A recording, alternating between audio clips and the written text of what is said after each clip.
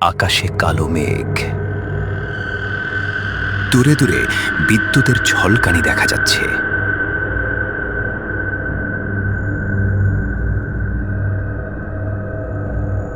শহরে কাজ শেষ করে দুই বন্ধু রাহুল আর সুমন নিজেদের গ্রামে ফিরছিল।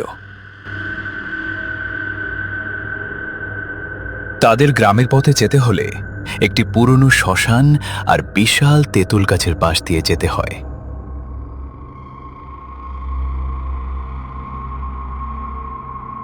সুমন, তাড়াতাড়ি চলো, ঝড় নামবে মনে হচ্ছে।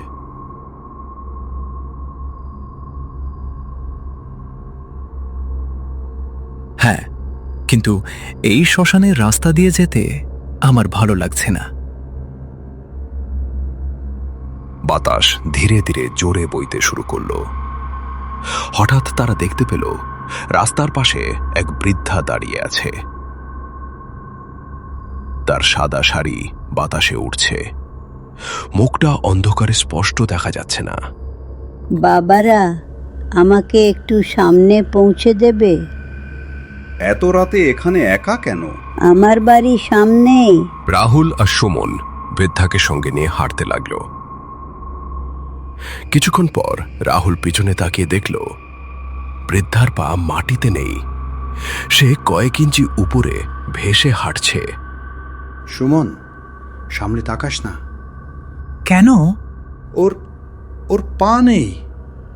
সুমন ভয়ে সামনে তাকালো, আর তাকাতেই তার বুকের রক্ত যেন জমে গেল। বৃদ্ধার চোখ দুটো আগুনের মতো জ্বলছে। আমাকে দেখে ভয় পাচ্ছ? পরের মুহূর্তেই বৃদ্ধা হাওয়ায় মিলিয়ে গেল। দুই বন্ধু প্রাণপণে দৌড়াতে শুরু করল, কিন্তু দৌড়াতে দৌড়াতে তারা বুঝতে পারল যতই এগোচ্ছে তেঁতুল গাছটা বারবার সামনে চলে আসছে। রাহুল, আমরা কি একই জায়গায় ঘুরছি? অসম্ভব। ঠিক তখনই গাছের ডাল থেকে একটা বিকট হাসির শব্দ ভেসে এলো। ফিরে যাও, না হলে কেউ বাঁচবে না। দুই বন্ধু উপরে তাকিয়ে দেখল একটি কালো ছায়া ডালের উপর উল্টো হয়ে ঝুলছে। তার চুল মাটিতে লেগে আছে, মুখটা রক্তশূন্য সাদা। হে উপরবালা, ওটা কি? হঠাৎ ছায়াটি গাছ থেকে লাফ দিল, কিন্তু মাটিতে পড়ল না, মাঝ আকাশে ভাসতে লাগলো। অনেক বছর পর মানুষ পেয়েছি। চারপাশে বরফের মতো ঠান্ডা হয়ে গেল, বাতাস থেমে গেল, ঝিঝি পোকার শব্দও বন্ধ। মনে হচ্ছিল পুরো পৃথিবী নিস্তব্ধ। দৌড়ো ভাই।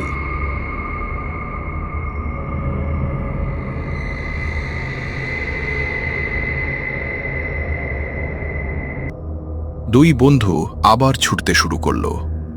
হঠাৎ সামনে একটা ছোট মন্দির দেখতে পেল। তারা ভিতরে ঢুকে দরজা বন্ধ করে দিল। আমরা বাঁচব তো?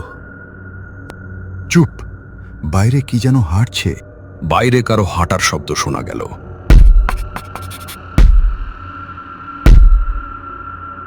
তারপর দরজায় ধীরে ধীরে আঁচড় পড়তে লাগলো।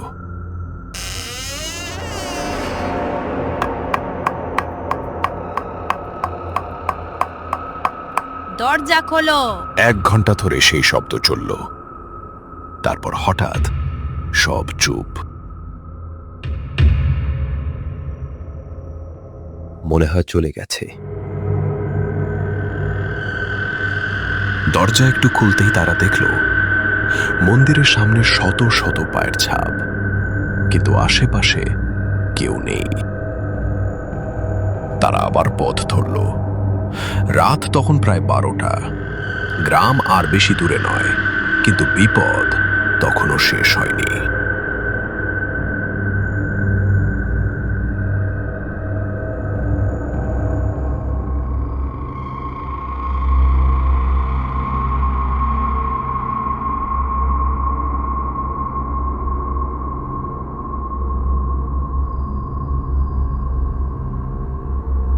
দেখ, সামনে কে দাঁড়িয়ে আছে।